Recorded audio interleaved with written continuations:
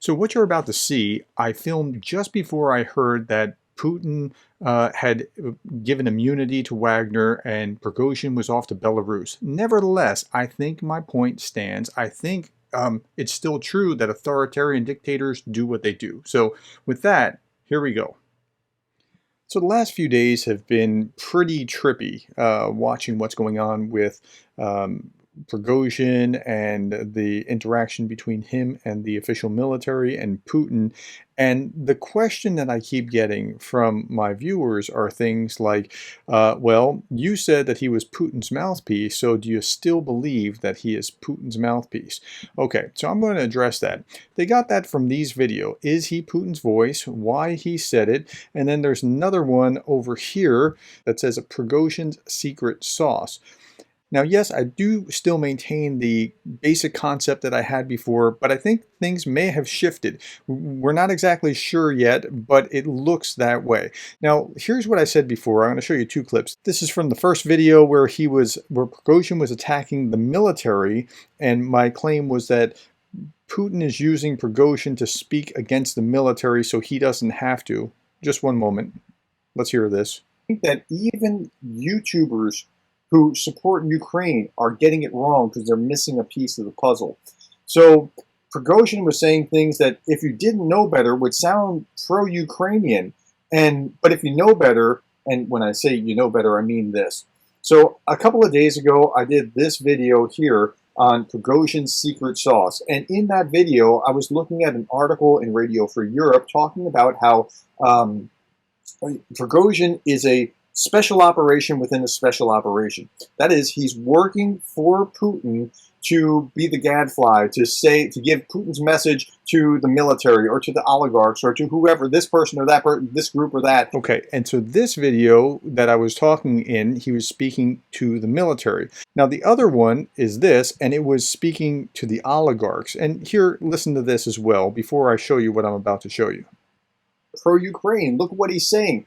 I think they're getting it wrong. And I'm out on a limb. This is just my theory here. I can't prove this. And I'm telling you straight up, I cannot prove this. Okay, so I am telling you this was my theory, but I still think the theory holds, and I'll explain why. Let me hear a little bit more, this is weird, of me before we go on and I talk about why. My theory is this, and I showed you this video in the last video, Prigozhin's secret sauce, right? Go back like 2 days, and I talked about how and this is based on a video or an article that was in The Guardian about how, I think it was The Guardian, no, it was Radio Free Europe, about how Prigozhin is a special military operation within a special military operation. What he's doing is he's parroting whatever it is that Putin wants him to parrot. And it's a good symbiotic relationship between Putin and Prigozhin because it builds up Prigozhin's stature and Putin gets to still be presidential and still slap at his generals, or in this case, as you're going to see today in this video, his oligarchs. So if Putin wants to, and now why would he do that? So a good leader wants to build you up and encourage you and inspire you, but a authoritarian is not interested in that. He wants to motivate you by chastising you or threatening you or whatever he's doing. So that, I think, is what is actually transpiring here. Okay, and so what Putin will do will play one subordinate off another. So I went out to Perplexity AI. Perplexity AI is very similar to a ChatGPT, except it actually cites sources and is more academically inclined. And I asked a question that I already know about because I've already studied authoritarian leaders within organizations, and they do the same kind of thing. Why do authoritarian leaders and dictators play subordinates off against each other? Please cite and reference sources, provide examples where appropriate. And it's going to gather some information, but I'm familiar with the literature about authoritarian leaders, at least within organizations, and I think there's a pretty strong parallel to national leaders or political leaders. And what they do is that, whoever's the president or manager, he has some subordinates and he's playing, like, as long as you're doing my bidding, subordinate, you're okay. And as long as you're doing my bidding, you're okay. And as long as you're doing my bidding, you're okay. And then I'll kind of watch them interplay and compete with each other. And it's a way of securing my power as long as I am the kind of leader that's a bit insecure and I don't want them to rise up. That's why they do this sometimes, or they're just bad managers perhaps, but this is a way that they tend to work. So they do this for several reasons, including power consolidation. In authoritarian regimes, the dictator and the ruling coalition must share power and govern in an environment where there's a high frequency of irregular and often violent leadership turnovers. That's the case within the Soviet system. Over, a century or so, they've had some pretty significant trauma. By playing subordinates off against each other, the leader can consolidate power and maintain control over the regime. My argument was that Putin was using Prigozhin to chastise his military or chastise his oligarchs, who are the other key players that are his subordinates that he needs to keep in check.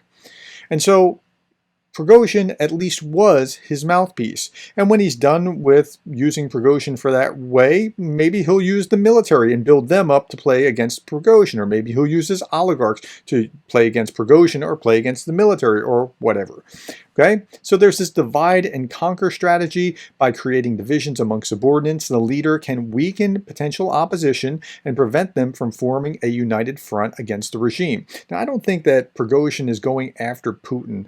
I think he's going after the other subordinates in order to please Putin, or to show that, to build his stature in the process. But he's not going after Putin. At least not yet, it doesn't appear. He's actually going after these other generals or whoever. Maintaining loyalty. By creating a culture of competition and fear among subordinates, the leader can ensure that they remain loyal to the regime and do not pose a threat to their power. How about that? That does sound like what's going on in Russia. Now, I asked for some examples of authoritarian leaders who do this, and they gave me this. Joseph Stalin. Stalin was known for pitting subordinates against each other, creating a culture of fear and competition within the Soviet Union. Kim Jong-un and who? Vladimir Putin. I didn't mention Vladimir Putin. They did. Putin has been accused of using divide and conquer tactics to maintain his power in Russia, including playing subordinates off against each other, creating a culture of fear and competition. And they do cite along the way. So I asked a different question. How does Putin use disputes among his subordinates to his advantage? And it answered this way. Ultimately, only the Russian president can arbitrate disputes among his subordinates. This not only limits the ability of Putin's subordinates, but also helps him maintain his power. So they only have certain jurisdiction or a certain amount of a leash, and then after that, it's all Putin. And by doing it this way, they're less efficient than they otherwise could have been, and that's good for Ukraine. But they also can't attack Putin, and they don't have enough collective power between them to coordinate to be able to do that. Okay, he can maintain control and power and ensure that his subordinates do not challenge his authority. That's what he wants.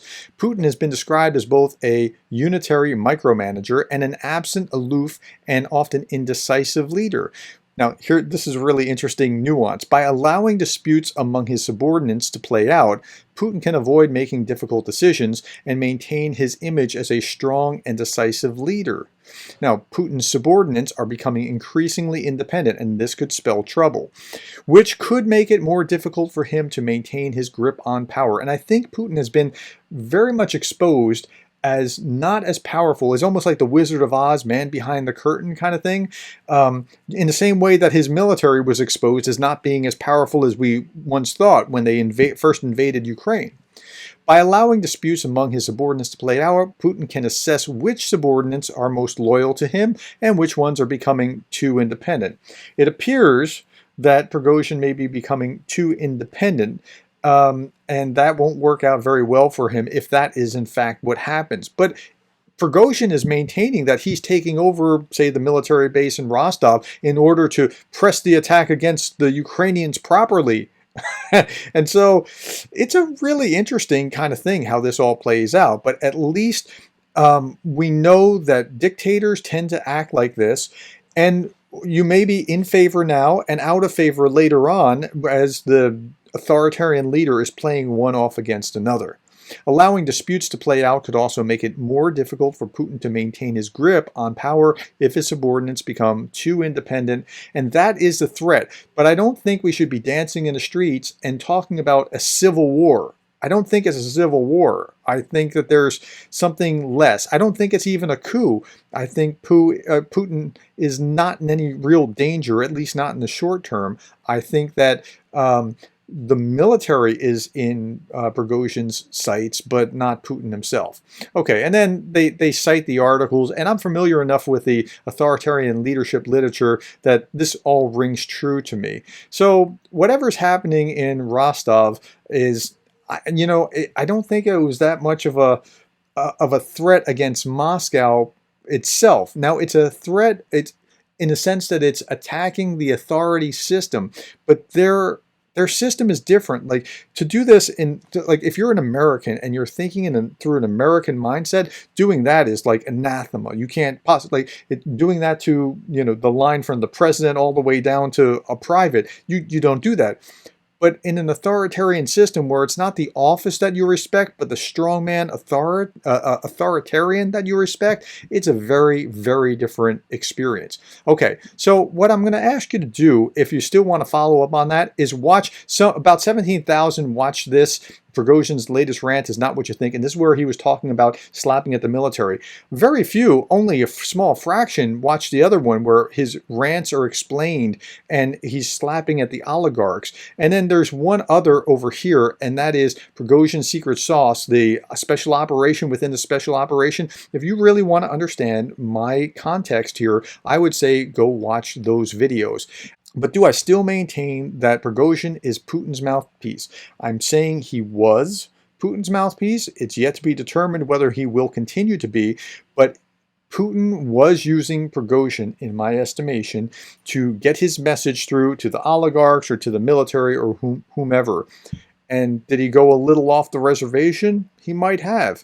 But he was being used, and that doesn't mean that he's consistently going to be used. So that's the way that I see it. Again, I could be wrong and you could be right. Tell me in the comments what you think, and thank you for listening to me. Thank you for sharing, subscribing, liking, buying me a coffee. But thank you most of all for being the kind of person that cares about Ukraine.